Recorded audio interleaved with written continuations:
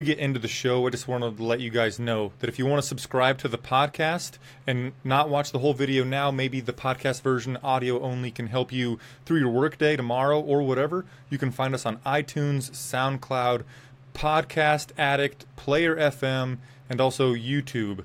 Now let's get into the show. What's up, fight fans? I'm Flyin Brian J. This is the 10th episode of Fight Nerds. Wow. Number 10. It's so special that we're doing it on Facebook where we used to do it on YouTube. Joining me for probably the 5th time on the show is my good friend, Mr. Wesley Riddle. You can follow him on Twitter at AllThatMMA and read his writing at MMAsucka.com. What's up, Wesley? Not a thing, brother. It's crazy to think that we've already done, or at least you've done 10 of these, and I think I've probably done about 5 or 6. I know I've missed the last 2, but conveniently it's on a Monday for me. I have a summer school class that has started, so it's taking up my Tuesdays and Thursdays, but glad to be still rocking and rolling with you. Yeah, man, and I think that your summer class, you mentioned you have class on Tuesdays and Thursdays, and we have been doing the show on Thursdays. I want to try to work into doing the show earlier in the week so that you guys, the listeners, the viewers, have more time to perhaps have the show help you through your workday. I'm a podcast listener. I love podcasts. I have a super boring job where I get to wear headphones, so podcasts really help me through the day. Okay, if you're watching live on Facebook below me here, I want you to vote for if you think the UFC is mistreating Demetrious Johnson. And that is our first topic of the day. The second topic is we're going to talk about UFC Fight Night 110, which is main evented by Derrick the Black Beast Lewis and Mark the Super Samoan Hunt. We're going to go through that card from bottom to top and give each fight a letter grade from A to F, saying how excited we are for the fight. Now, the reasons that we could be excited could be because it has some name value. It has a really fun stylistic matchup. Could be just that the person says goofy stuff and we want to see them get knocked out. Kind of like Mike Platinum Perry. Not only is he kind of a heel, but he has fun fights as well.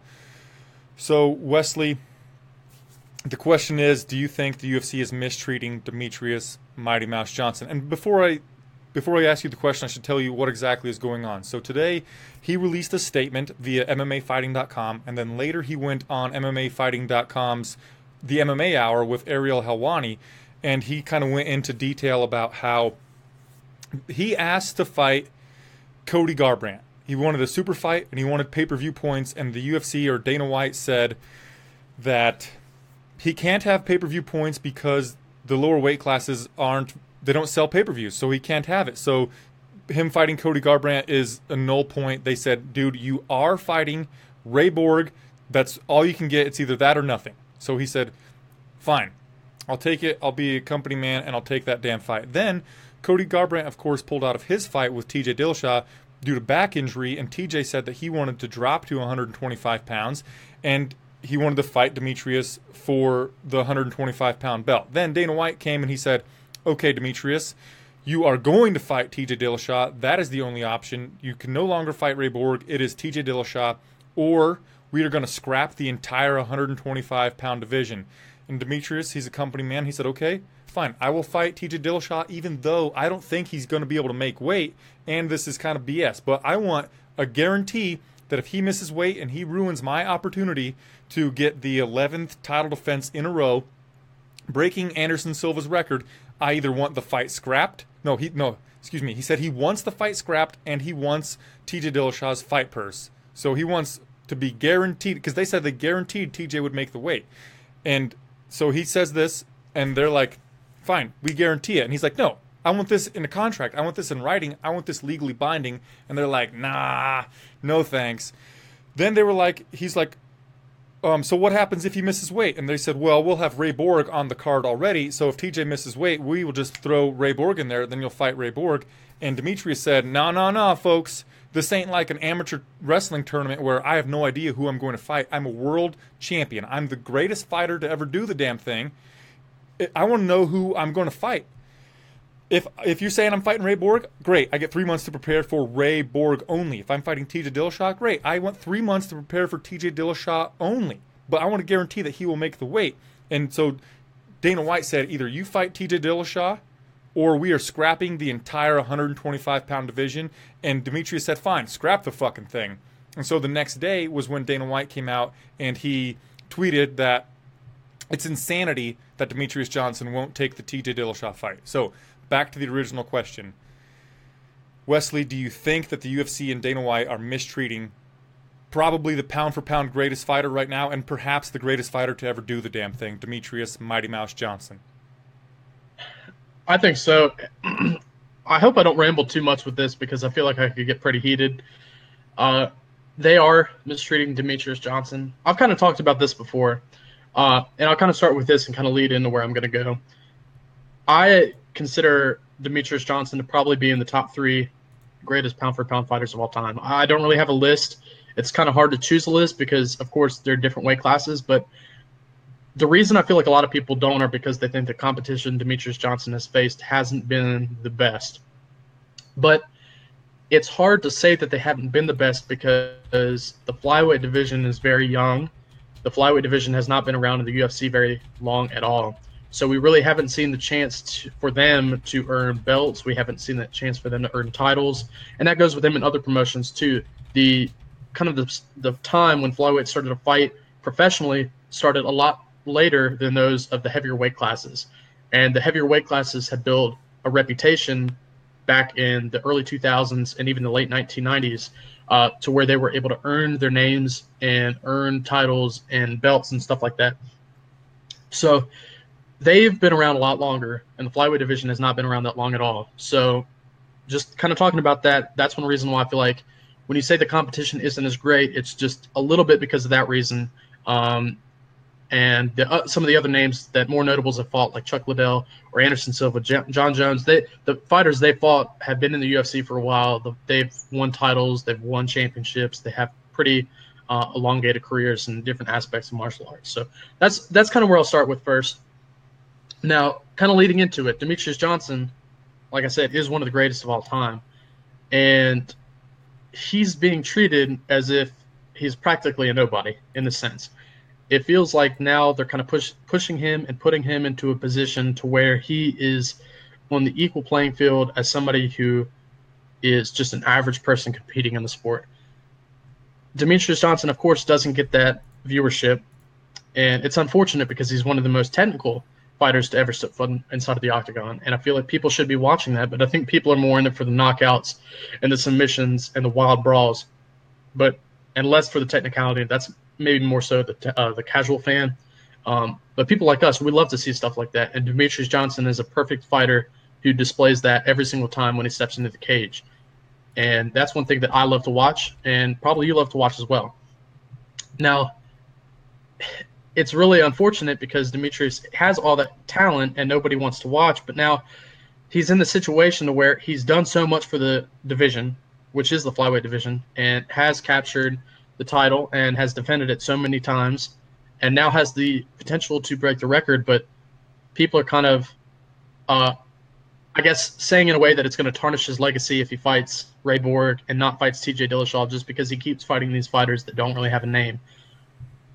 It's still going to be impressive no matter what Demetrious Johnson does, and I know I would love to see the fight with TJ Dillashaw, but I think Demetrious Johnson at this point should have the ability to kind of choose and pick maybe a little bit as to what he wants to do, because he has done and has exceeded expectations every single time he steps into the cage.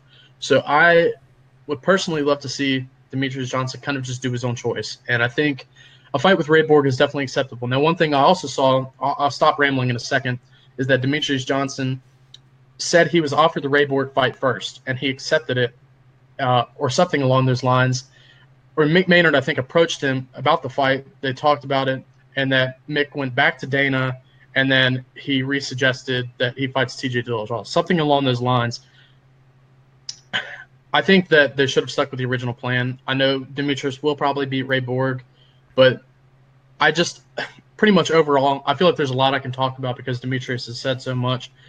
I do think Demetrious Johnson is getting bullied a little bit in this situation. I don't think they should tarnish and get rid of the strawweight, or not the strawweight, but the featherweight, the flyweight division, just because Demetrious Johnson doesn't want to fight against TJ Dillashaw. I think he just kind of had this plan set in stone, and he wants to be able to get that fight out of the way that he had planned and doesn't really want to kind of mess around and not know who he's going to fight next. So that's kind of my take on pretty much the summary, kind of condensed. Dude, I think that, first of all, Dana White is full of hot air, saying he's going to pull the plug on the entire flyweight division. How many people are on the roster in the flyweight division? You're just going to cut all of these guys? They put on some great fights. Maybe they can't sell pay-per-views, like Dana White says. Maybe that is true. But they put Demetrious Johnson as a co-main event to something, and it is exciting no matter what when that dude steps into the octagon. People talk about he's not marketable. If you don't believe, I have to find the quote. Martin Lasso Troya in the Facebook comments right here. I don't mean to call you out specifically. I'm not trying to dog on you, bro. Thank you for hanging out. He says that the only marketing Mighty has is his Twitch channel and his Instagram. Go listen to the interview today with Ariel Helwani, or listen to any interview with this man. He is intelligent. He's quick with his words. He's very boastful. He talks shit, but for some reason they never put it on any of the hype videos. And I forgot to mention earlier, one of the problems that he has with the UFC is that he says they don't market him and they don't market the flyweight division. He says he keeps track of whenever the UFC puts a social media post out about him so that he can have his social media manager or whatever retweet it, repost it, whatever. They only did 2 posts for UFC on Fox. I believe it was 24 or was it 23? I don't know. I was there. It was in Kansas City when he defeated Wilson Hayes. They posted 2 things about him on social media. There was probably simultaneously on Twitter and on Facebook. 2, and they happened fight week. And so then they say that he can't draw. Promote the son of a gun, right? So people think that he's not a finisher. People think that he's boring. I don't know why they think that. Out of his 10 title defenses, Wesley, don't look at it. How many times do you think he has finished a fight in those 10 title defenses? Honestly, probably about 6. I'm going to guess 6. You looked, didn't you, Wes? I did not look. I promise I did not look. It's exactly 6. I just feel like it's about... Yeah. It's exactly 6. It just feels like he's finished most of his opponents, except some of the earlier fights that he had on a stretch. Some of them were decisions. And even when you're talking about maybe the level of competition isn't that high, who is the clear-cut number 2 fighter at 125 pounds in the world? Joseph Benavidez, who he's beat twice.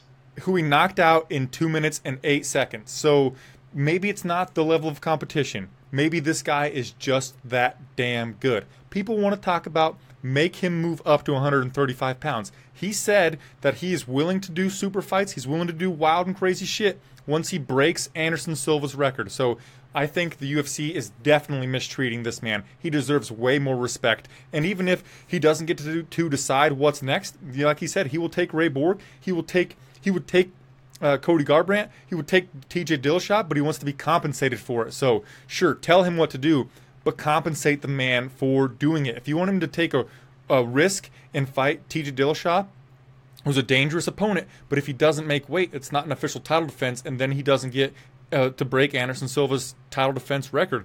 So just put the guarantees in there, and then once he gets this number 11, then he's willing to do wild and crazy shit without causing a stir here. And he said in his statement, and he said on Ariel Helwani's The MMA Hour, that he's been quiet for a long time. Dana White has been kind of bullying him behind the scenes, and it just got to a point where he had to speak out. This guy is obviously a very respectful man. He's a family man. He seems like a nice guy. I would hang out with him, loves video games. And so if Dana White made him boil up so much that he had to go, and if you haven't read it already, go read the lengthy statement that Demetrious Johnson put out today. It is super long, man. Go read it. It's very thoughtful. It's very thought out as well. It's in depth. And I think that if you don't agree that the UFC is mistreating him, just go read that, go watch the interview. And I think that the listeners will change their tune if they do that, man. I don't understand how they are fumbling this situation so damn hard. Got a couple of comments. People don't understand. This is from Martin Lasso Troya. People don't understand how different weight classes make different styles of fighting. You're going to watch faster matches between lighter fighters than in a heavyweight class, which you see more KOs. Right. And Clinton Loughran says there's no clear-cut number 2. I agree with Martin, disagree with Clinton. The only person that Benavidez ever loses to is Demetrious Johnson. So I think that he's clearly the number 2. Just like in women's strawweight, Claudia Gadelha is clearly the number 2 there. Robbie Rapp says he'll never be marketable. Man, I disagree. Wes, I guess the last thing we can touch on, do you think that Demetrious is marketable? Have you ever watched one of his Twitch streams? I've tuned into a few of them, and I probably would say that he's not going to be as marketable as he should. I think he should be marketable. I feel like everybody in the world should be watching him because he is one of the greatest of all time and executes and dominates and just puts on a stellar technical performance every time out. But it's just I don't really understand what it is. I guess it's just the smaller weight class, and I feel like it's always been that way. Something about that smaller weight class people just don't really want to see. Yeah, you got a point there. Clinton Lofren, again, I really appreciate you for hanging out, Clint. He says, so what if TJ misses weight and then he ends up fighting Demetrious? They fight each other. Then he could just break the record on the next fight. Even if he loses to TJ at a 130-pound catch weight, Demetrious could still break that record in the next outing. But if you're already saying that Demetrious isn't marketable, and then he loses a fight at a catchweight that was scheduled to be a flyweight fight, the casual fans will not understand that, and that will lose all of his marketability. I definitely agree, and I'm just kind of thinking about Demetrious Johnson and the fact that if that does happen, I actually didn't really watch that much mixed martial arts back when the WC was transferring into the UFC. So I don't really know about what happened in the situation with Demetrious losing to Dominic Cruz because I have rewatched that fight and he did pretty much lose almost every single round, but looked pretty good on the feet. I don't really know how people took that. I don't know if Demetrious was really notable then either. Maybe you know a little bit more about me on that topic. Did you say that they fought in the WEC? I think it was in the UFC, and it was maybe not unification, but it was for the Bantamweight Championship. I don't even think it was. Was it for the championship? Demetrious fought Cruz for the championship? I haven't pulled up here. Yeah, it was. It's for the UFC Bantamweight Championship. I just wasn't remembering it that well. I watched the film not too long ago. Dominic Cruz did handily beat him, but there were phases of the game where Demetrious excelled. And even if you want to say that he's still smaller than Dominic, his skill set has obviously improved vastly since that time. I mean, the guy is a student of the game. He's obsessed with mixed martial arts, and I think that it'd be a fun fight to see again. Of course, you would favor Dominic Cruz because you've already seen the fight happen, but it might be closer than last time, and I think that Demetrious would stand a chance. In summary, perhaps the UFC's flyweight division is not that marketable, but nonetheless, the UFC is mistreating him. Let's move on to section number 2 if we can, Wes. I need some cool transition music. Bing, bing, bing, bing. Next section. We're grading the fights, bottom to top, starting with Dong Hyun Kim, the Maestro, versus Thibaut Gouti. All the way to the top, Derrick the Black Beast Lewis versus Mark the Super Samoan Hunt. What we're going to do is grade each fight from A to F, and I'm going to average out our scores at the end, and then we'll see what final grade we gave the card as a whole. But before we do that, of course, I want to get your estimate or your just thoughts. What do you think you're going to grade this card, Wes? I'm going to go with probably in a C. Just a solid midline C. Okay, all right, yeah, I can get down with the C. Now, it should be known that last week, or not last week, it was just a couple of days ago, I gave UFC 212 a C, but I grade on a curve. When you make me pay $60 to see the fight card, then I am more stringent with my grading. It's like the student in class that I think is a douchebag. Where free fight cards, especially Fight Pass cards, I'm like, I like that kid. He tells me jokes, and if I'm like one of them professors that's probably doing bad stuff behind the scenes, it's the student that sells me marijuana after class. Like, he's that kind. And this is somewhere in the middle. It's a Fox Sports 1 card. It's not all on Fight Pass. There's not a ton to look forward to, but I do like quite a few of the fights that are on the main card that's happening this coming Saturday, or at least in the United States of America. The main card starts at 10 p.m. Eastern. There are a few fights on there that I'm really looking forward to. I'm stuck between a C+ and a B-. My name starts with a B. I'm going B- to start this thing out. But let's actually give the grades to it. Dong Hyun Kim, the Maestro, Thibaut Gody. What letter grade you giving it? So this is a fight between two people that the UFC, or not the UFC, but that probably more people don't really know who they are. Thibaut has lost, I think, all 3 of his UFC fights, so this is definitely going to be a fight that is going to put him, or Dong Hyun Kim, Maestro, not to be mistaken with the other Dong Hyun Kim, one of them will probably be released with a loss. But the thing that I like about this fight is that if you go back and watch some of their older fights, they're pretty entertaining and exciting to watch. And for that reason, I'm going to give this a better grade because I think this is going to be a really entertaining battle that we'll see between two people that are fighting to keep their UFC contract alive. And one, it may sound crazy, but could earn the fight of the night. We did see Dong Hyun Kim in the fight that he had with Marco Polo Reyes, the very first fight on the card of one of the pay-per-views on Fight Pass, get fight of the night, and it was one of the greatest fights we've probably ever seen. So I'm going to give this fight I'm going to go a B. I'm actually really looking forward to this one.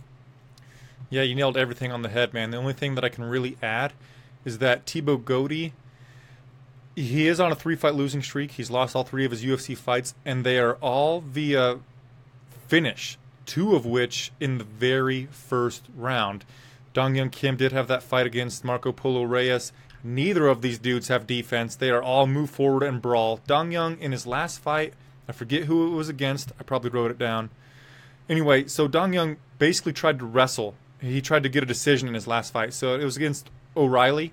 I think he's an Australian, O'Reilly. And so perhaps Dong Hyun will try to win a decision here. But because they both do have a penchant for violence, they have a penchant for no defense and all offense, come forward, swinging bungalows. I, too, am giving this bout a straight-up B because we're probably going to see a finish. And if we don't see a finish, I think we're just going to see a sloppy war. Maybe not real sloppy, not regional MMA sloppy, but like for UFC, it's not going to be high level of technicality. These guys aren't technicians, but they're going to bring the thunder. Next fight. Let's see if everyone else says they're giving the card a C, B-. So the Facebook viewers are right in line with us pretty much. Anyway, second fight of the night, Jayjay Aldrich versus Chan Mi Jian. This fight could be okay. Jayjay Aldrich has some really good martial arts credentials. I think she has a 3rd-degree black belt in Taekwondo and maybe a black belt in Jiu-Jitsu. I believe that's what she has. Let me check quickly. She has a 3rd-degree black belt in Taekwondo and a brown belt in Brazilian Jiu-Jitsu. Okay, so I was a little wrong. Chan Mi Jian, she is 5-0 in her professional mixed martial arts career. 4 of those victories are in the first round via finish, and I think 3 of those 4 are in under 50 seconds. The problem with Chan Mi Jian is her level of competition is complete garbage. 2 of the girls that she fought, they don't have Tapology pages. 2 of them that she fought are now 0-1, with her being the only fight that they have ever had. And her last one was against a lady who was 19-13, so that's not great. Jayjay Aldrich, she has the ability to hang with really any lady in the world, I think. She is pretty high level despite being 4-2. But she's out there, she's going to win decisions if she's doing so. I'm hoping that Chan Mi can come in here and swing some bungalows. Little bungalows, though. 115-pound women can make it exciting. But I don't know, man. Something about unknown 115-pound women just doesn't really make me too excited. But because Chan Mi has a possibility of bringing some violence, I'm giving it a D rather than an F. What do you think? I think that's a pretty good grade. I was checking out a little bit of Chan Mi Jian's kind of history, and I see one of the bigger things is that she's pretty crafty in her Muay Thai. She didn't have the best record. She had 16 wins and 14 losses, but she seems to be pretty experienced in that regard. One of the things it also says is that at 10 years old, my father dragged me to the nearest Muay Thai gym to learn to protect myself, and I never left. So I like that. I think she has a lot of motivation. They locked her up? She's also very, I guess, locked her up, maybe locked the doors and just she didn't never let her left, out. right? She never left, but she loved it. Chan Mi Jian, she's only 19 years old. Jayjay Aldrich, she's 24. They definitely both have a lot of potential. They still have a lot of fight years left. And also are still pretty young in their fighting mixed martial arts careers. So This could be a decent fight, but for the same reasons you mentioned, I just don't really know what's going to happen in this one. For that reason, I'm going to give it a D, exact same as you, but hopefully we'll change it up with the next fight. Mine's honestly not going to get much higher for the next fight. But anyway, this fight is happening at 8 p.m. Eastern on FS1. The prelims are kicked off on that channel with Kichi Strasser Kunimoto versus Zach the Barbarian Otto. First of all, Wes, Zach Otto cannot have that nickname. Sorry, bro. Got to get a new one. Tim Bosch already owns that. But so you're more excited than a D. I'm guessing you're at like a C+. It's hard to give it a C+ for this one. And I'll tell you two reasons, and one for each fighter. So with Kichi Kunimoto, we have not seen him compete since February 2015, and his last fight came against Neil Magny in a fight that he pretty much got ragdolled and dominated in.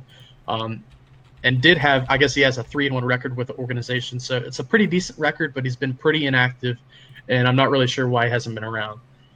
In Zach Otto's case, I've been pretty disappointed in both of his performances. I picked against him in the Bergman fight, which he won, but it was not a great fight, did not have that much output at all.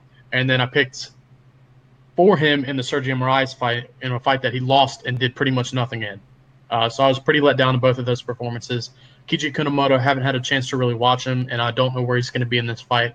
I'm going to go a little bit higher than the girls' fight, but it's nothing spectacular. I'm going to go with D+.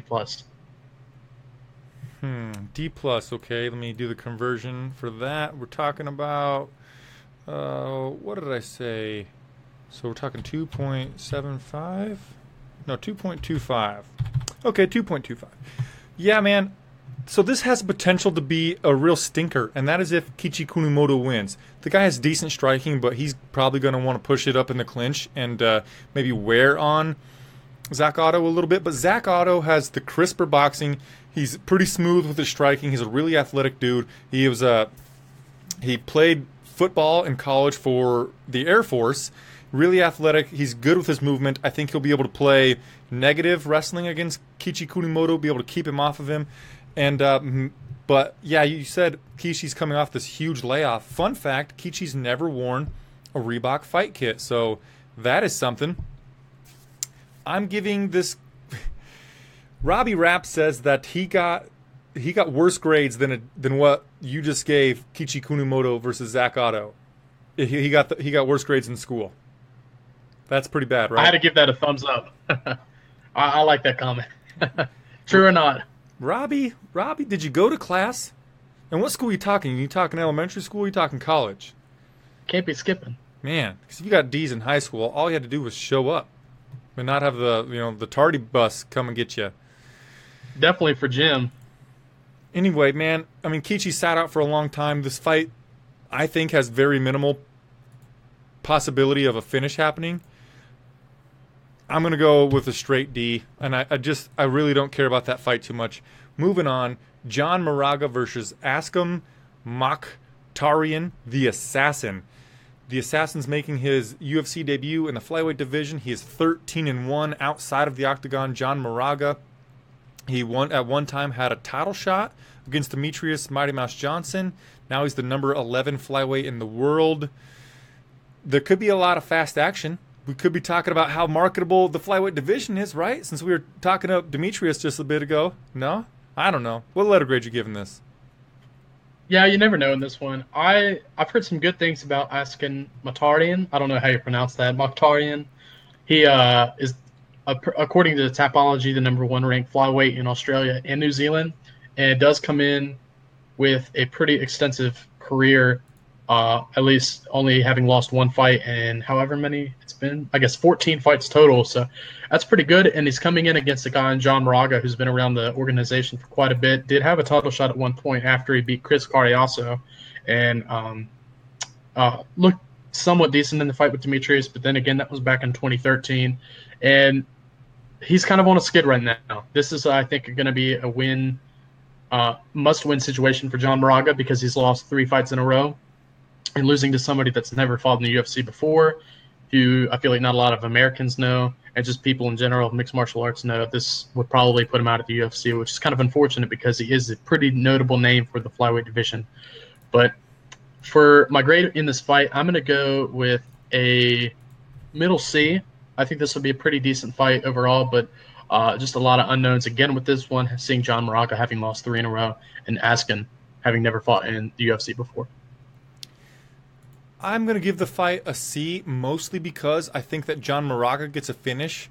And when the dude gets a finish, he's pretty decent on the mic. He's a pretty solid talker. He's got some exciting moves inside of the cage there. And maybe flyweights don't sell great as main events, but I do believe that they put on exciting fights, super fast-paced action.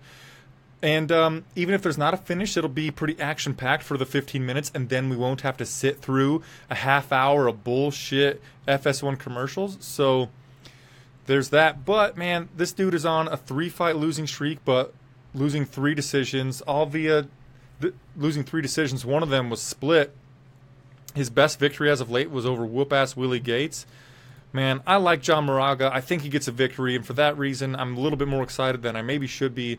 And I, too, am going with a C on that one. We didn't skip one. They're in a different order on Wikipedia as they are on UFC's website. So I don't know. I guess I don't know the real order. But anyway, let's move to the next one. Luke Jumu versus Dominic nonstop action-packed Dom T Dominic Steele. That is one hell of a nickname. I love it. First, Wes, what do you think of nonstop action-packed Dom T? This is another fighter who, just taking a look, he's 1-3 in the UFC, has lost his last 2, does have a win over the Maestro, Dong Hyun Kim, who's fighting in the first fight.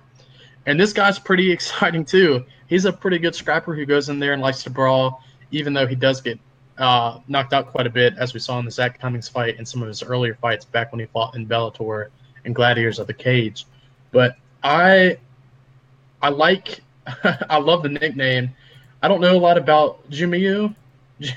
Hopefully that's how you pronounce it. Jumu. I see though he does have 2. I don't know. Jumu.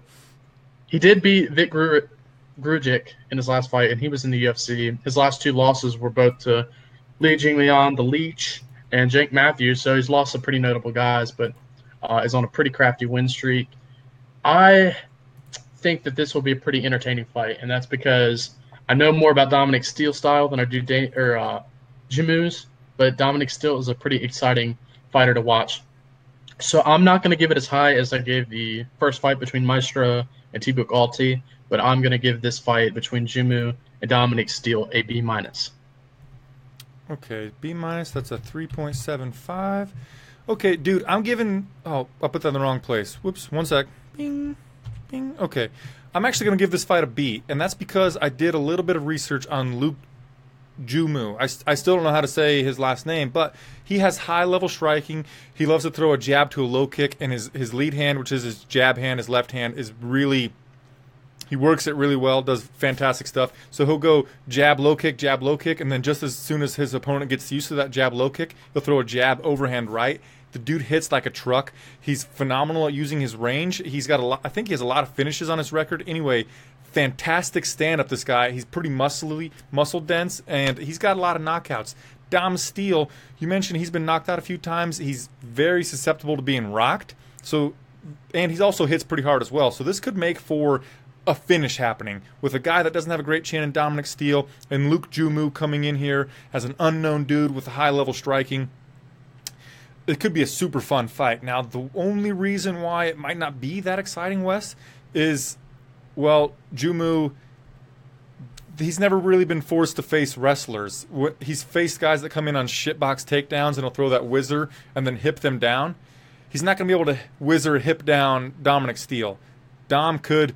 He's got pretty good wrestling. He could get Jumu down, and then we could see a Jared Rosholt type of thing where Luke Jumu could have a adrenaline dump early on here if he doesn't get Dom down. So maybe we see a super gassed Jumu get laid and prayed by Dominic Steele for 15 minutes, and that would suck. And I just talked myself out of a straight B. I just did. Oh, man. I'm going to go B- with you, Wes. I talked myself out of it. But anyway, I think that people should be looking forward to the UFC debut of Jumu. Robbie Rapp says that the video's cutting out, but nonetheless, we're going to truck through, Robbie. Thanks for the heads up, because This is actually, we're recording a podcast, but I wanted to do it live so we could get you guys to be a little bit involved. And so maybe we could get you to go over to SoundCloud, iTunes, and all that jazz and subscribe to the channel, because right now our numbers are pretty lacking. We're 10 episodes in, and I just want to get some people onto those feeds and help us out, help us grow. Because if I can't get viewers to this content, or I can't get subscribers to the content, the big wigs upstairs might just give it the axe, just cut it out. So just trying to build it up a little bit. And anyway, so that's why we're going to truck on, even if we're cutting out a little bit. We can do it again later. Damian Beatdown Brown versus Vince from Hell Pichel. Wesley, so I was doing my film study last night, and then, well, it was too late for me to stay up, so I had to go to sleep. And then I was going to do more film study tonight, and my computer shut down on itself, and then I had to do some little tweaking so I could get ready for the show. So I don't know too much about this matchup, but from my memory, From Hell, cool-ass nickname, I think it's going to be a standing and striking affair. But just off the top, without doing research, I don't care that much. But you tell me what I'm missing. Well, I didn't do any fight study either, and I don't really know too much about Damian Brown in this case. I see that he is coming off a win in his last fight, but that was actually, I think, Whitaker versus Brunson. I actually think I missed some of the earlier fights from that card, so I didn't see that fight. I did not watch his win that he had over Cesar Azarmedia, which he doesn't really have a good chin. And then his first loss in the UFC came against Alan Patrick. So, and I definitely don't remember that fight either. So it looks like for Damian Brown, I have not had the chance to really watch him in the UFC. Maybe I've seen some highlights. From Hell, Vince, he was, I guess, on The Ultimate Fighter and is a pretty entertaining fighter. I know 7 of his 9 knockouts, or he's got 7 out of 9 knockouts in the wins that he has in his career. So he's a pretty good stand-up guy. He just does not have great takedown defense at all. And I would not be surprised if it gets taken down in this fight, because according to UFC.com, Rustam Kewlabah was able to score 13 takedowns in one round, which is absolutely ridiculous. I remember Vince now. It's Rustam Kewlabah's basically highlight reel where he just suplexes him, picks him up and suplexes him again, and just suplexes him again, suplexes him again. Wikipedia has it KO via suplex. How often does that happen? So I kind of want to watch that now. But I mean, the fight itself doesn't really enthuse me. And he's on a 2-fight win streak, but he hasn't fought since May of 2014, and that last win came over Anthony Njokuani, who was a pretty WC and UFC veteran. So this could be interesting, but I am not going to give it a really high grade just because I don't know that much about Damian Brown. I'm going to go a C-. At this point, because I can't remember too much of either guy off the top of my head, I'm going with, would you say C-? Yeah. 2.75? Is that what we're doing, 2.75? Yeah, 2.75 sounds right. Yeah. D. Okay.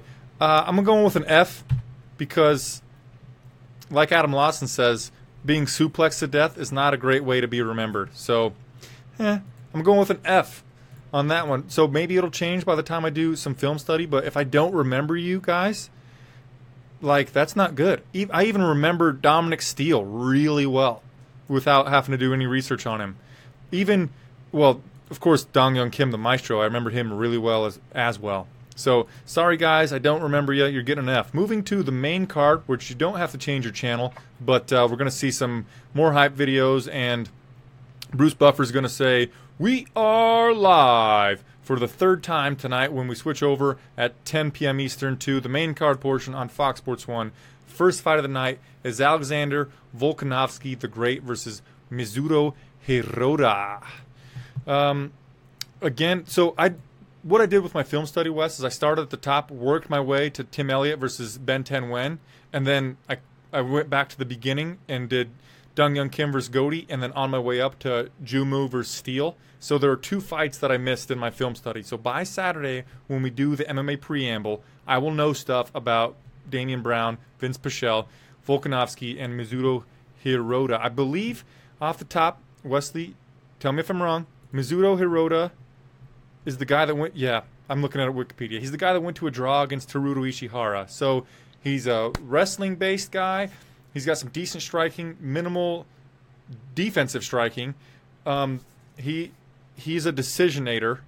Yeah. So just off of being a decisionator, I'm not too pumped for you, bro. So maybe if Volkanovski is this wild striker, it's a hometown fight for Volkanovski, who's 14-1. Maybe we'll see a knockout here. Talked myself into a C-. I like that, and I'm checking out Volkanovski. I know before he made his debut, I watched a couple of his older fights, and he has quite a bit of finishes and only has one loss that came in a promotion called Australian FC, and that was back earlier in his career, 2013. But he's on a great win streak.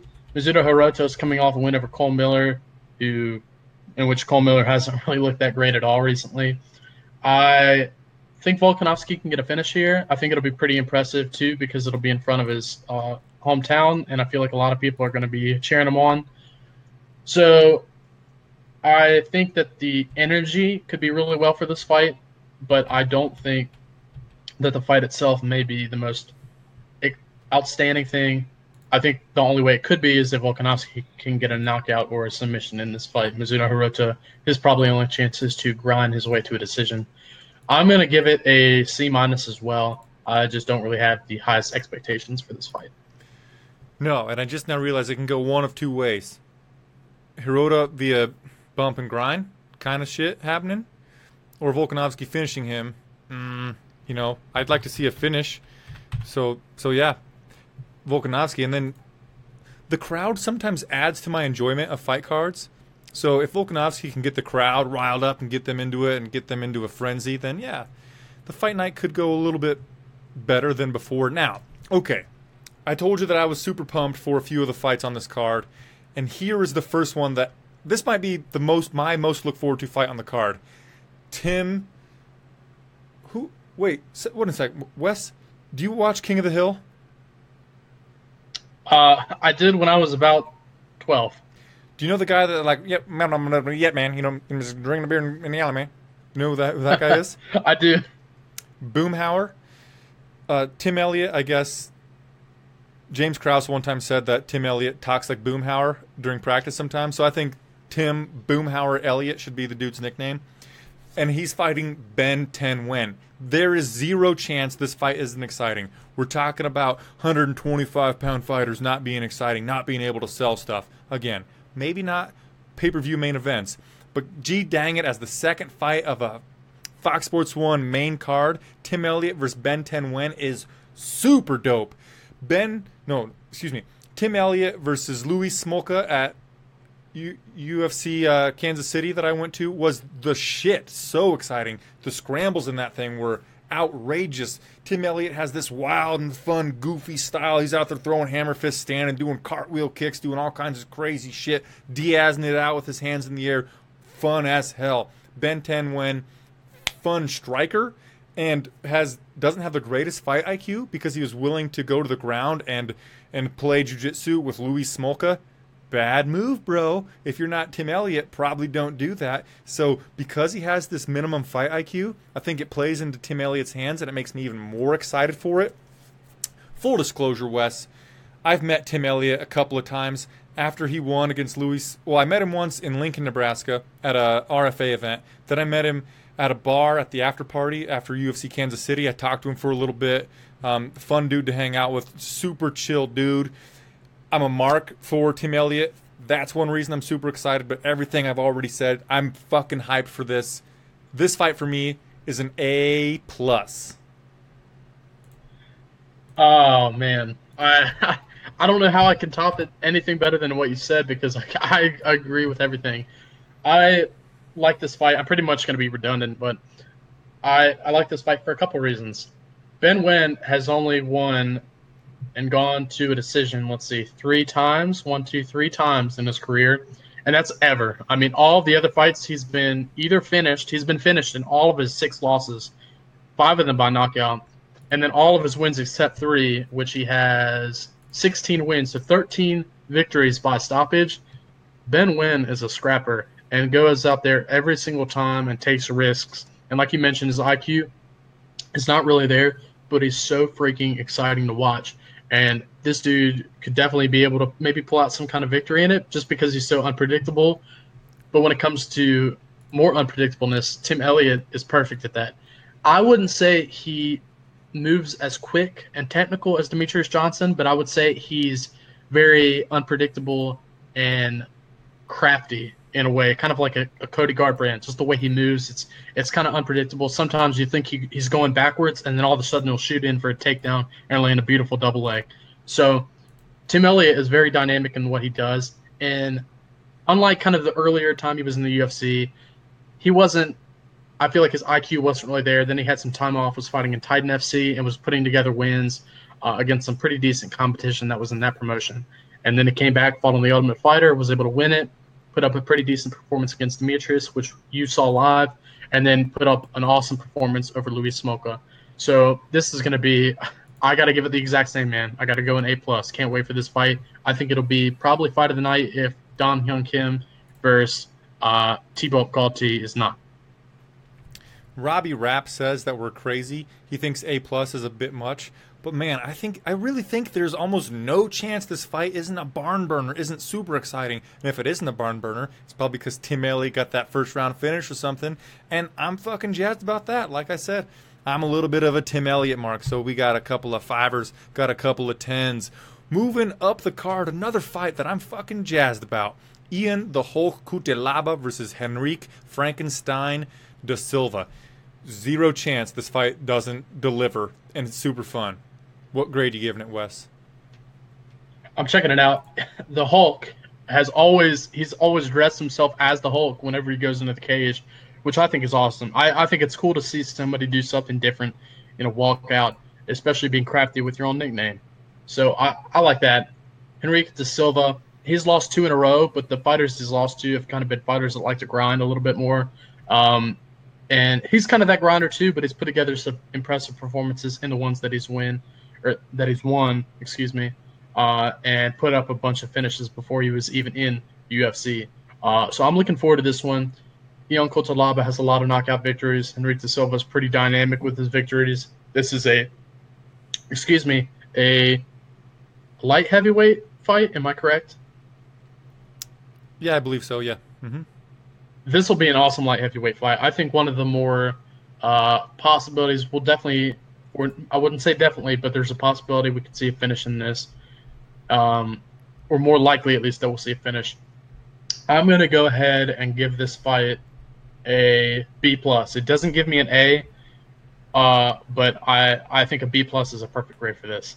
I love it, man. I'm at a B+ too, and I think that Henrique De Silva, he's got some jiu-jitsu skills. He's pretty decent on the ground, but he's got a big problem with he doesn't have much head movement, and even in his victories, he seems to get beat up a little bit and rocked a lot in the feet at the beginning of fights when standing, and his opponent, Ian the Hulk Kewlabah, is a bad motherfucker. This guy is a mean dude. You let him come out and hurt you early, and Kewlabah's going to turn up the volume, get pissed off all of a sudden, Hulk out a little bit, and then finish the shit.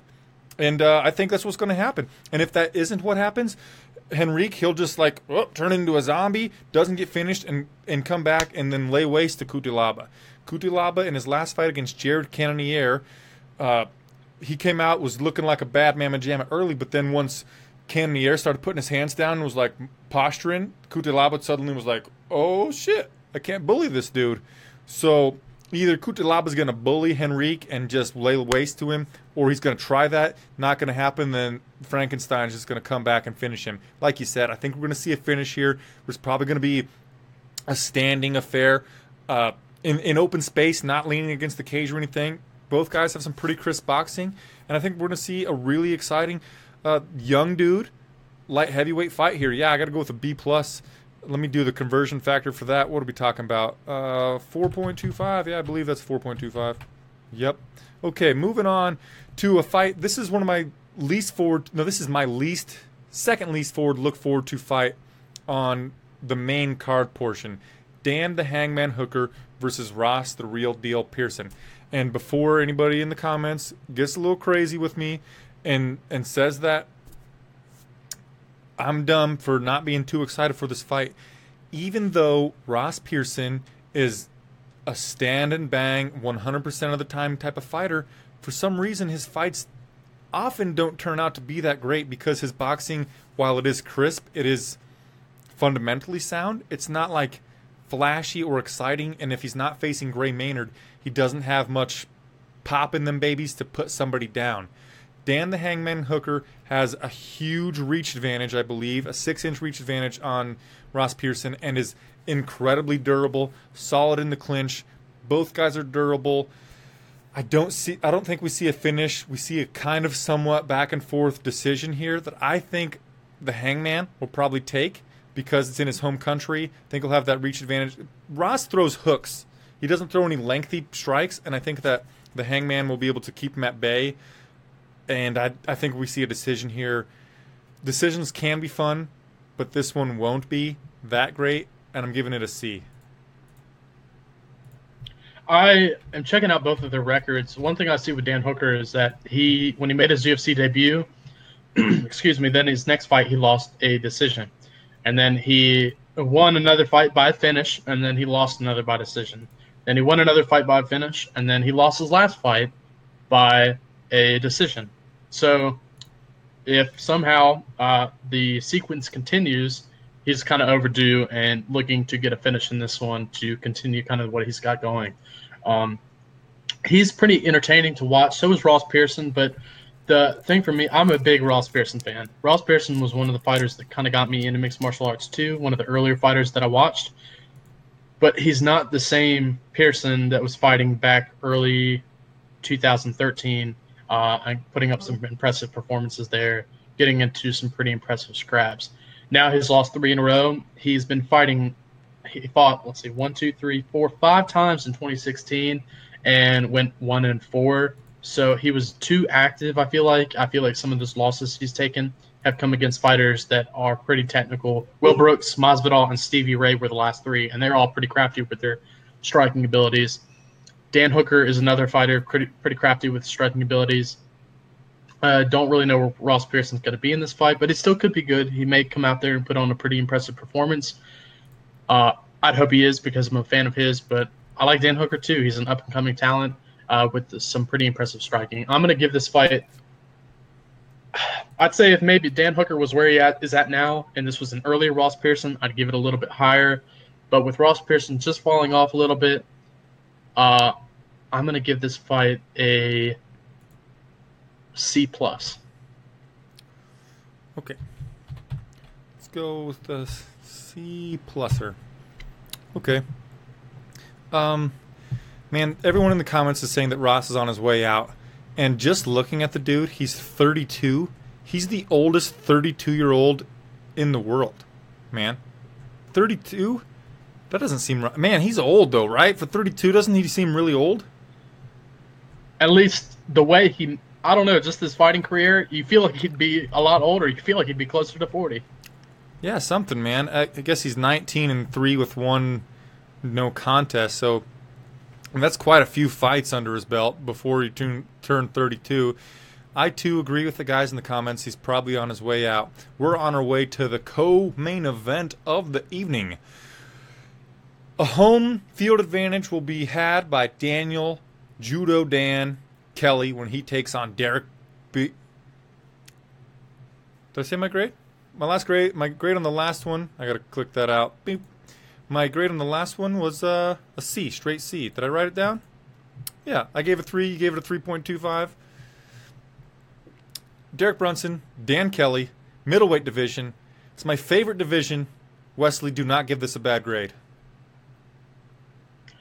I don't really think I can because I actually enjoy watching both of these two compete, and you pretty much got I don't know what you'd call it, cardio lacquer versus dad bod. I don't know a better way to put it, but are you disrespecting Judo Dan, Wes? Are you disrespecting Judo Dan? Not at all. I would say that's a compliment. I don't know about you, but I think that's pretty. I think you got to be a really good a good dude to get a compliment like that. But I'm looking forward to this. I'm nothing against Derrick Brunson either. He does not really have the best cardio because he exerts so much energy looking for knockouts. In a fight like the last one, he didn't and lost a decision that I felt like, or at least I scored in favor for him over Anderson Silva. But that Robert Whittaker fight was a good example. He's a huge. I say huge. Anderson Silva is Brian's favorite mixed martial artist, but I did think Derrick Brunson pulled that one out just a little bit, but it was a pretty close fight. I don't know if you could do some MMA math with this, but Derrick Brunson beat Sam Alvey by knockout. Sam Alvey knocked out Dan Kelly by knockout. Then again, Dan Kelly, he finds ways to win fights that you would count him out in. The Antonio Carlos Jr. was a great example. Some people thought Chris Camozzi was going to knock him out. Some people thought Rashad Evans was going to school on him, dropping down to middleweight. And all three of those did not happen. He was able to pull out the victories in that. And Kelly is a grinder, but in a good way, in an entertaining way. And I like that about him. Derrick Brunson's pretty similar. He's a grinder. He likes to wrestle, which he did against Lorenzo Arkin back when they fought. But he's got knockout power, and it's exciting to watch. I'm going to have to give this one – I know you're going to try to keep your score lower than me, but I'm going to go with I'm going to go A-. I have to go an A- because I like this fight. I like both fighters. I think they have great personalities, and I feel like this could be a pretty unpredictable fight, but in a good way no matter what happens. Okay, man. Yeah, I'm going lower than you, but I'm sad that I'm going lower. I wanted to be higher than you. I was hoping I was going to go higher. Can't go higher. Nope. I'm going with the straight B. But here are my reasons. Derrick Brunson, he had one of the most exciting 4-minute fights in the history of time against Robert Whittaker. The guy, other than against Silva, who Silva just lately decided to be the most boring fighter in the world almost. And I too scored that fight for Brunson, but I was relieved because my favorite fighter won, and I'll take a win no matter how it comes. But Derrick Brunson, he's normally exciting. He's normally going to come out there, search for a finish early, and do the damn thing. Super exciting in that regard. Dan Kelly, while a lot of people dog on him, he does have a dad bod. He wins fights somehow. It's shocking. Like, what? Did he just win that fight? Is he winning this fight? That's how I feel the whole time. But that puts me on the edge of my seat. When he defeated Rashad Evans, I was on the edge of my seat the whole time thinking, like, no fucking way. I'm looking at the scorecards. I'm looking at the punches landed. I'm like, Dan Kelly is winning this fight. Dan Kelly, Judo Dan, 40-year-old dad bod motherfucker, is defeating the ex-205-pound champion of the world right now. And I'm blown away by that. That is exciting for me. That is a storyline that I can get behind. Wesley says he was the only media member to score it 30-27 in favor of Kelly over Evans. I don't remember exactly how I scored it, Wes, but I probably gave it like 30-26 Judo Dan. I checked it out on the MMA Decisions. That's a good website to go score fights as you like. And everybody scored at 29-28 Kelly, and then like one for Rashad, and then I was the only person that scored at 30-27 for dad bod Dan Kelly. But because we never expect him to win, when he starts winning, it puts me on the edge of my seat. It gives me that storyline. I'm all about storylines. It makes me emotionally invested. I want Judo Dan to beat Derrick Brunson, and I want him to do it handily. That would just make my fucking night. That would be so exciting. And if Judo Dan doesn't win, it's probably going to be an early finish for Derrick Brunson. So it's a win-win. That's going to be exciting. Super exciting. You got it at an A-. I'm going with a B+. You know what? I'm going A-. Sorry, I'm a follower. I like it. I'm going A-. The main event of the evening, Derrick the Black Beast Lewis versus Mark the Super Samoan Hunt. Derrick Lewis 18-4, Mark the Super Samoan Hunt 12-11-1 with one no contest, and is currently in a legal battle with the UFC and also with Alistair the Reem over Reem. I thought there were some odds. Wesley, quickly, I'm going to try to look up some odds. And then I'm going to be honest with you. Legitimately, okay, so Derrick Brunson is -120. Mark Hunt is at an even 100. Derrick Brunson is -260. Comeback on Dan Kelly +220. I know that I should be more excited for this fight than the last one. I know it. I know I should be. This one has more at stake. the winner is closer to a title shot in the heavyweight division, especially if it's Derrick Lewis moving closer to a title shot. And we're probably going to see a finish. These guys throw bungalows. They're gonna come out there and swing haymakers, and somebody without a doubt is probably going to sleep. But for some reason, Wes, I am not as excited for this main event as I am for the co-main event. I'm a little bit of it, I think, is while Mark Hunt is this left hook walk-off knockout artist, right? His and I understand his legal battle with the UFC, but it takes away from some of the luster for me. And then he's 12-11. You know, it's not great. Also, a lot of people love Derrick Lewis, his personality.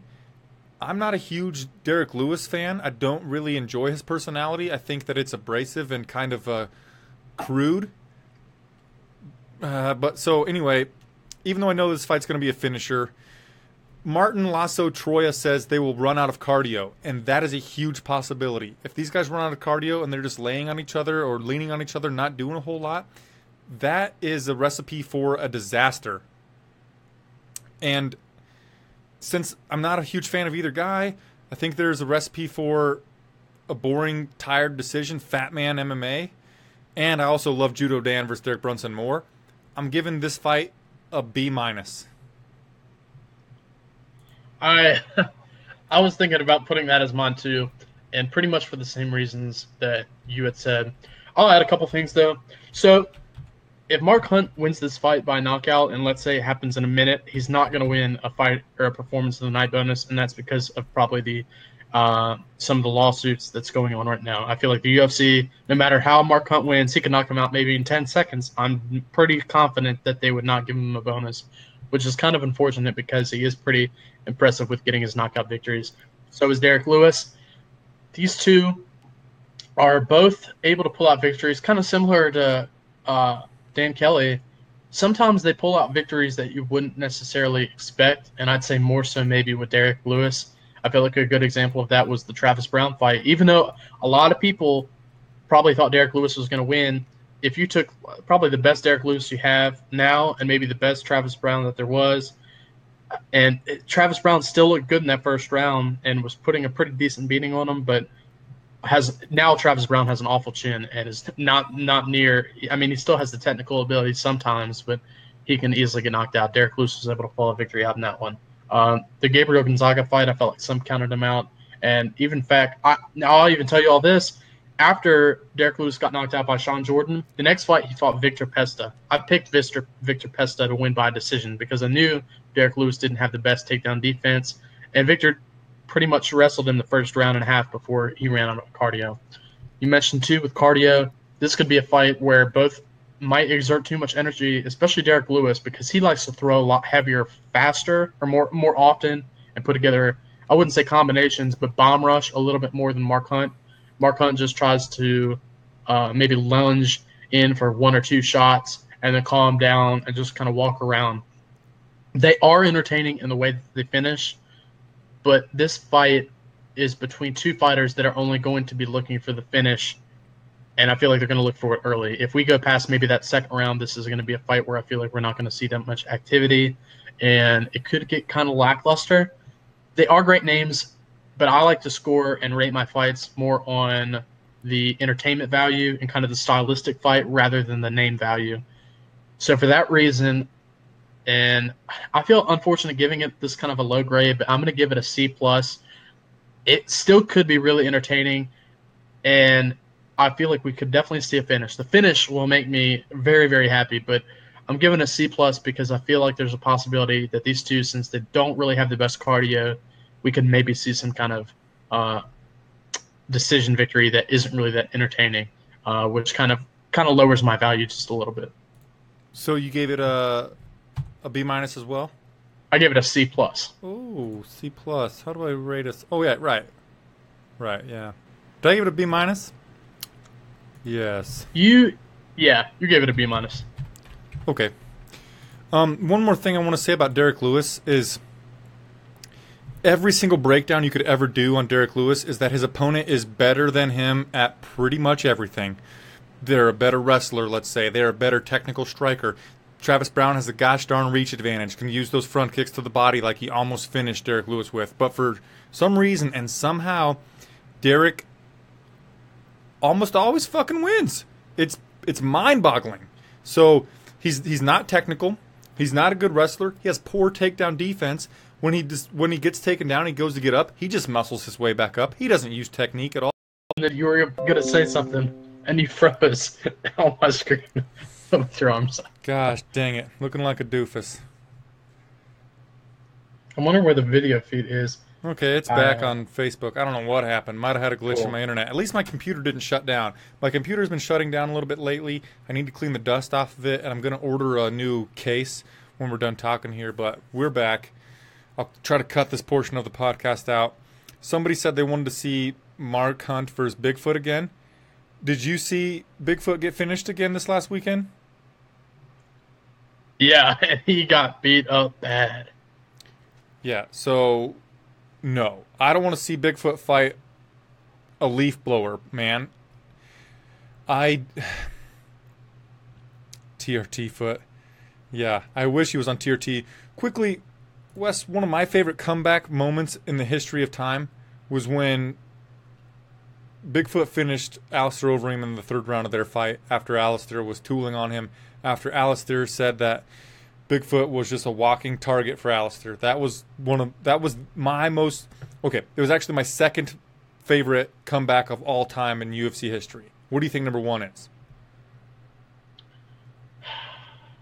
Well, I know what yours is because you're an Anderson Silva fan. It's got to be Anderson Silva, Chael Sonnen. Yeah. But my other guess was going to be, I feel like Travis Brown coming back over Alistair Overeem. Something about Alistair, man. Travis Brown front kicking Alistair with like the 5th or 6th or 20th try was probably one of my favorites too. And then I remember watching the Alistair one. I was kind of let down. I picked Alistair. That was one of the, not the first fights I watched, but one of the first fights I scored. So I was really bummed. I watched that Alistair Overeem versus Travis Brown fight while camping with my brother. How cool is that? He has an antenna on his camper. We put the TV outside and just sat around in lawn chairs drinking beer. That was pretty dope. I like that. I was sitting in a Salvation Army streaming it on my phone. Martin Lasso Troya says that Bigfoot needs TRT for medical reasons, and that's one reason I feel bad for this guy. He has, I forget how to pronounce it, but I learned about it in college. I think it's acromegaly or acromeglia. It's a form of gigantism, so his bones are growing faster than his muscles. So to compensate for that, they give him testosterone so his muscles can stay strong despite his bones growing past the point of where his muscles can do their necessary work. So I feel bad for the guy, and he's the one person in life.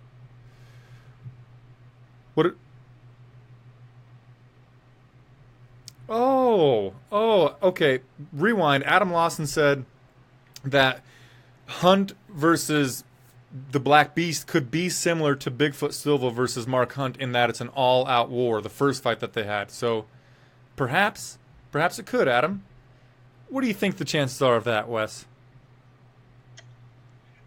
I think it's going to be a little bit more tough because the cardio. I think the cardio is a big thing, but then again, I felt like that was a Bigfoot that might have been on TRT or just testosterone because he needed it. And it's actually, I learned about it a little bit too. It's like the pituitary gland, which is in your brain. It's like a little bead. It produces an excess amount of hormone, which kind of transports throughout your body and kind of leads to that growth or that growth disorder, however it works.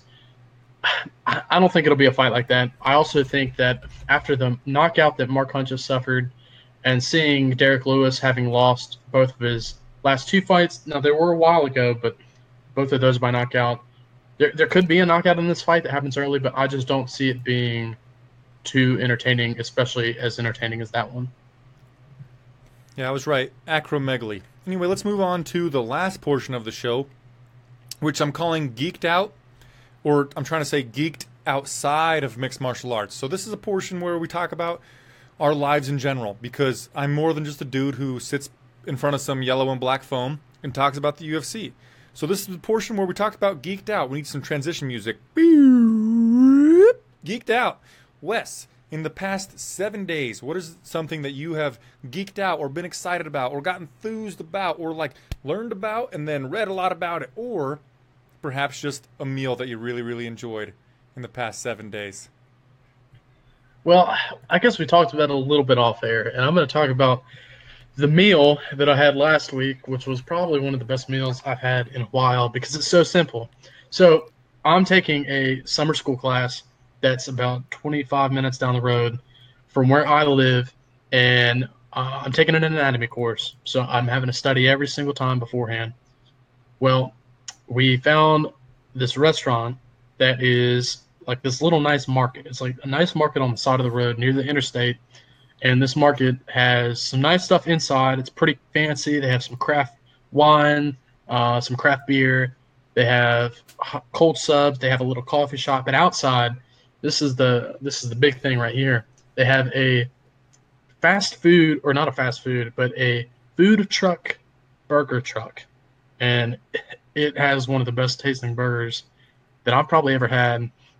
And there's still a bunch of different things I want to try, but I might go there tomorrow. Who knows? Really, really good food. One thing I love, like you love your craft beer, I love my burgers, and I love trying to find new and different burgers to eat and try, which is pretty bad because I need to be healthier. But it honestly kind of had me geeking out.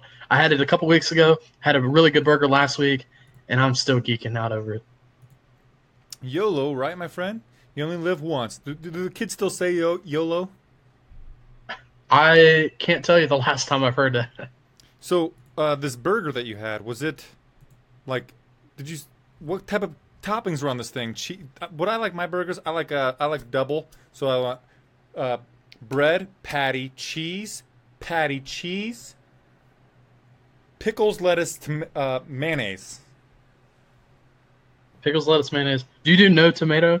Fuck tomatoes, gross. I do no tomato. I'm not a tomato guy. I don't even like ketchup, man. For the viewers watching, Brian and I are pretty much the same person, just living in two different states. For my burgers, I always like, I love mushrooms. I like mushrooms on my burger. I think it adds some diversity, let's say. But I usually get a double too. And I'm also a pepper jack cheese fan, so I like to get burgers with pepper jack. And conveniently, this burger truck has pepper jack cheese. So they put on, I guess, 2 slices of that. They put on mushrooms, which are free, unlike some restaurants you go to. You have to pay like $1 extra for mushrooms. What kind of crap is that? This place, you get them for free. So I'll put those on. They have some kind of sauce that is like some special sauce that they make, which tastes great. And then their fries are good too. But that's kind of how I have my burger. Sometimes I'll put lettuce on it. Sometimes I'll put mayonnaise. But I don't get crafty with like the pickles. Pickles are all right, but I'll stay away from tomatoes and onions, raw onions. Man, so for 28 years of my life, I'm 28 years old, if people didn't know, I've hated onions. But so I've got a girlfriend who sometimes if we go out to eat, she would purposely get something with onions knowing that I don't like it. So when she puts it in the refrigerator, I can't eat her leftovers. So what I've been trying to do is acclimate myself to onions so I can eat them gosh darn leftovers. I've been putting them on salads. I'm still not in on cooked onions. I'm going to think about putting them on burgers soon. Wes, there's a place in I live in Kearney, Nebraska. There's a place here called Angus Burgers. It's a one-of-a-kind burger place. The guy makes gourmet burgers. What he does with the patty is, he just browns it quickly on whatever, a hot thing, and then they steam it to cook it the rest of the way, and they're magnificent. And the burger that I always get is called an Argentina. It's got chimichurri sauce, chorizo, which is spicy Mexican sausage. It's got a spinach leaf. It's got some type of the chimichurri is the sauce. I forget which kind of cheese it has, but oh my gosh, it is just delectable. And if you don't like cilantro, you won't like it because cilantro, I've read some articles about it. You either love it or you hate it. But I love me some cilantro. Do you like cilantro? I love cilantro. I guess you've had Chipotle? Oh yeah, for shizzle, man, nizzle. Well, actually, no, I've never had Chipotle, but I've actually never had Chipotle, but I have Kewlabah. It's almost the same shit. It's pretty much the same. I love both. I eat Chipotle a little bit more, but they have this lime rice with cilantro that's just stacked with it, and it's absolutely delicious. I also love chimichurri, and I was going to ask you, what is your favorite kind of bread to put on a burger? Bread for burgers.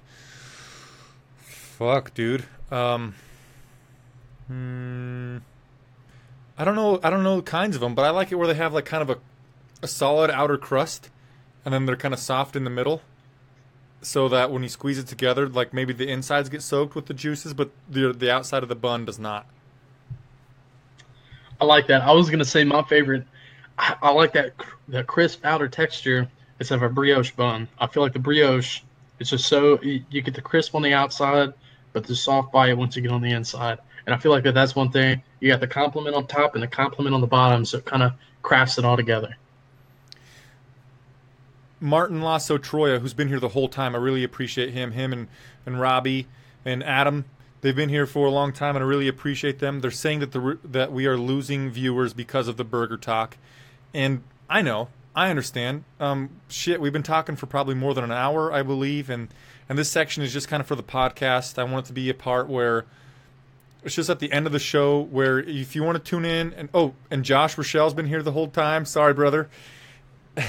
Didn't mean to miss out on you, but so that people know that I'm not just the guy that only talks about mixed martial arts. Maybe if they're listening to the podcast, again, I want to have it be so it can help people through their work days. And maybe if they want to stick around for this section, they can hear. See, I like to diversify myself. I want to learn a lot about.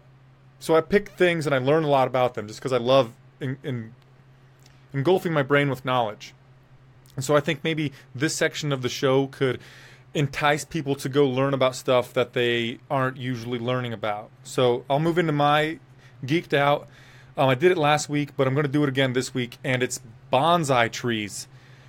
So last weekend, I was with my girlfriend, and I bought a bonsai tree from Walmart. It was on clearance for $15, and I've seen them online for like $30 plus shipping, and I saw one for $15, and I was feeling kind of like I had a hole in my pocket that day, so I went ahead and bought this thing.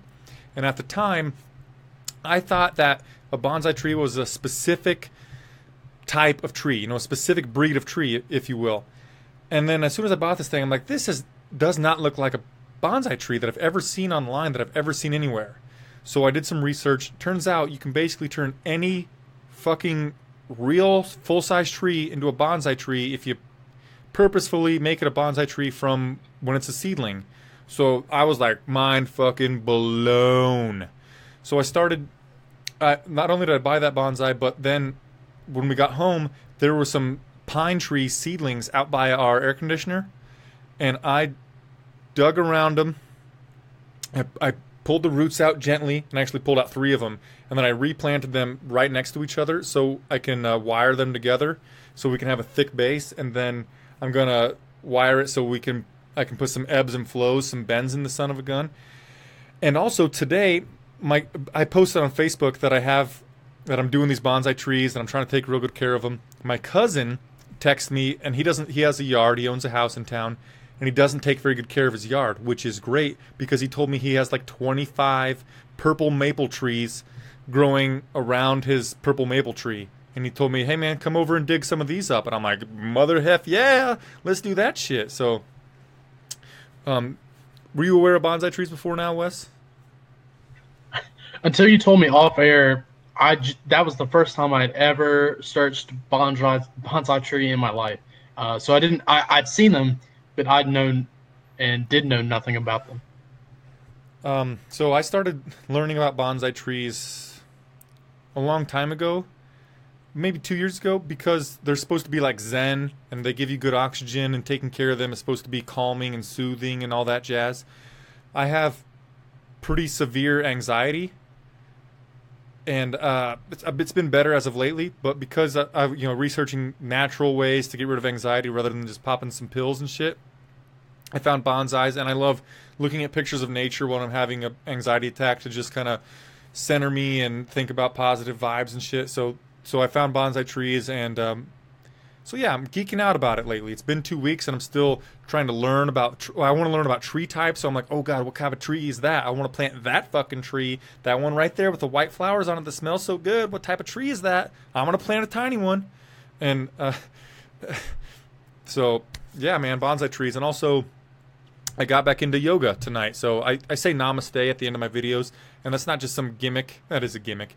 But at the same time, I do it because I love yoga. I got into yoga basically because it helps with my anxiety as well. And I sit down a lot to do this type of stuff. Makes me stiff, and it loosens me up. I have 2 questions to ask you. I guess to wrap it up with this. The first question is, I'll ask them both simultaneously. What do bonsai trees smell like, and how many bonsai trees do you currently own? Dude, they'll smell like any normal-ass bonsai tree. The one that I want to plant is a crab apple. So when they bloom with the flowers, it's so incredibly fragrant and magnificent. So the bonsai, you could plant a seedling of a crabapple tree. When it grows, it'll still get those same flowers, and it would smell, I don't know, it smells like perfume, but lovely. There's also lilac trees that you could do the same with. And right now, lilacs are blooming, and they smell very fragrant and like perfume. Right now, I have 2, just 2. I named the first one I bought, I named it Woodrow. Woody for short. It's a tree, man. It's made of wood. The second one, it's a pine tree. I named it Pinelope because it's a pine tree. It could be more clever. Well, that brings us to the end of the show, I think. So thank you so much to everybody hanging out. Well, okay, last question we'll answer. I'm sorry. Josh Rochelle asked, what is your favorite type of bourbon? Do you have a favorite bourbon? I'll let you go first. I'm going to have to think about that because I don't know. Well, I honestly don't drink bourbon. I don't drink any liquor whatsoever, actually. I drink beer and beer only. I do not drink liquor. And if I do, it's because I've had too many beers that when we're out on the town and somebody talked me into taking some Jaeger bombs. But I do love bourbon barrel-aged beers. So I actually have a barrel that's sitting right here. I'm touching it. It was actually a charred barrel. It didn't have bourbon in it before, but I like to barrel age pale ales, and this is a barley wine, and I have a homebrewed bourbon barrel aged barley wine in my refrigerator. So I don't necessarily like bourbon, but I do like imparting bourbon flavors on my craft beer. Just say Wild Turkey. That's from close to you, isn't it? Which one? Wild Turkey? Yeah, I'm pretty sure that's over the mountain. Let me check real quick as I'm pulling it up. They're all from Kentucky. Well, Kentucky. Yeah, I thought it was Kentucky. I didn't know if it was West Virginia. I guess I don't think I've ever had Wild Turkey. I've had pretty much all the basic kind of bourbons you can have. I like Jim Beam was one of the first ones I had, and I enjoyed it. And one of the first ones I hated was some kind of Evan Williams, and it was pretty disgusting. And I knew the first time I drank it, I would never drink it probably again. But then again, I might like it now. I just need to expose myself to more variety when it comes to different kinds of alcohol. Actually, I do remember liking Red Stag by Jim Beam. Jim Beam Red Stag was pretty decent. Anyway, that brings us to the end of the show. Thank you all so much for joining us.